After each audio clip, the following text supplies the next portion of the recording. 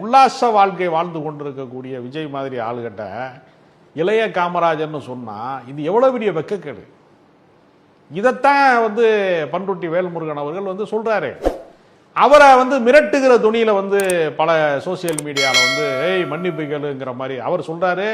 டேய், நான்லாம் தமிழர் விடுதலை படையிலிருந்து வந்தவன், நான் சாதாரண ஆள் கிடையாது, நான் போராட்ட அரசியல்ல இருந்து வந்தவன், இந்த சீன் போடுற வேலையெல்லாம் என்கிட்ட வச்சுக்கிறாத அப்படின்னு அவர் சொல்றாரு.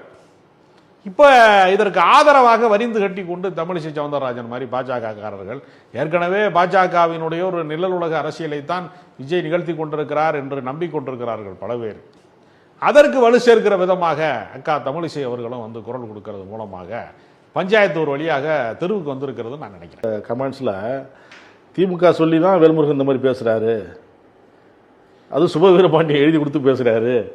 அவர்கிட்ட எழுதி வாங்கி படிக்கிற இடத்துல வேல்முருகன் இருக்காரு. வேல்முருகன் மடை திறந்த வெள்ளமாக மணிக்கணக்கில் பேசக்கூடியவர், பேசிக்கிட்டே இருப்பார் அவரு. அப்ப சுய சிந்தனை இல்லாத தலைவர்களை பற்றி அப்ப அவங்க என்ன நினைக்கிறாங்கன்னா வேல்முருகனை ஆதவ அர்ஜுனா மாதிரி விஜய் மாதிரி எழுதி வாங்கிட்டு பேசுறாருன்னு நினைச்சிட்டு இருக்காங்க. ஏன்னா விஜய் விக்கிரவாண்டி மாநாட்டுக்கு ஏறத்தாழ 8 மாசம் வனப்படம் பண்ணாருனாங்க.